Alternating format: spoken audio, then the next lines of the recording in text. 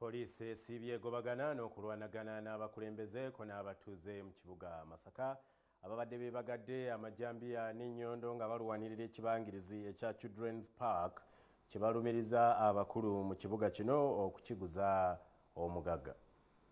Ettaka Kanaluzala liri ku poloti nkaga munya nsanvu munya mu tawuni ya Dinga lino lituddeko ekibangirizi kya Children's Park ey'ekibuga Masaka era nga kigambibwa nti omusuubuzi w'omu Kampala Sylvia Kakumba alinako ekyapa. Musobola okutugamba nti omuntu yaze n'ateekawo ekiro eniwatmana yatali mubbi lwakyabiteekawo ekiro ng'abanga si mubbi. Bannamasaka nga bakulembeddwa ababaka baabwe okuli Dr. Bedi Bwanika owakimanya Kabonera, Juliet Kakande n'akulira akakiiko akavunaanyizibwa ku bizimbibwa mu kibuga Alice Nannungi beesudde mu jjurume ne babagalira amajambiya n'ennyondo ne balumba ekifo kino ne batandika okukoona ebibaati ebyakubiddwako.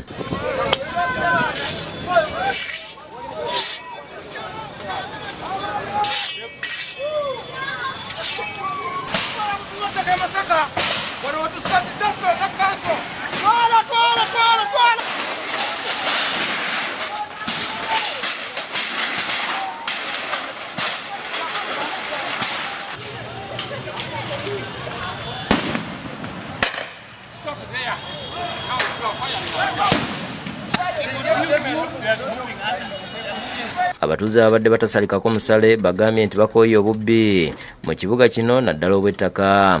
Bano olunwe balusonze mu mmeeya w'ekibuga Masaka n'olukiiko lwe be bagamba nti baabasuubiza ng'ekifo kino bwe kigenda okusimbibwamu ebimuli kyokka ate balabiddeawo nga bakubako kibaati. Era muleme kutubba bubbi. Kino ekibuga tebakigobaamu bantu.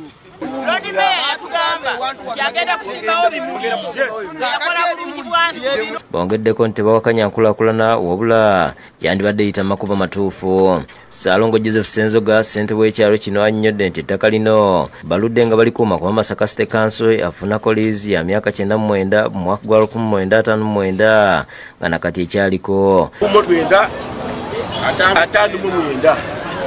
nibakiwa emyaka 99 emyaka 99 olwaleero kinaabaje we gyatuuse. Ayongeddeko nti baludde nga bagobagana n'abaagala okubba ekibangirizi kino nga ne ku nsonga eno yennyini yawandiikira omubaka wa pulezidenti ne town clerk okubategeezaako. Omubaka w'ekibuga Masaka Juliet Kakande agamba nti kanso ez'enjawulo zizo zirimesa okutwala ettaka lino kyokka eno yakutte neewaayo buwi. Betulowooza nti bakuba kibuga awo nga bazingira emikono emabega anytime waliwo batuula bagenda kukola ki kutwalawo enguzi bukulembeze bwa kika kisinga abasookawo bonna bakola ebintu bwe biti. Twali tusaba akalulu yemu ku nsonga gye twavumiriranga bakayemba naye naffe kenyininyini yekuba lyetukola ki lyetukola watali kugoberera mitendera naye abantu ne babba ettaka nga lino erya gavumenti uli n'alibba ne balitunda mu councils. Ibaina wadde akawandiiko konna akalyogerako kulina kitupuli 99 years erwanira ekyaliko akutwala emyaka 37. Omubaka Bedi Bwanika akunyiza sipiika w'ekibuga Masaka Tone Sempijja ku nsonga yamuweeseza ekibangirizi kino kyokka n'amwanukula nga bwe bawandiika mu ofiisi ya Lanzi okumanya nnyini ttaka omutuufu nga ne gye buli eno tebaddibwangamu. Ani akiwaddeko gano okuva ketinga wano atani akibaji Dr. Kwaze kyemmanyi tawuni kiraka kati mpayi tawuni kiraka bamuwandiikira nga basaba vacant position tawuni ze simanyi ze kyemmanyi bamuwandiikira nga basaba vacant position. Jacinta Bwanika yakusakidde eggulu lino.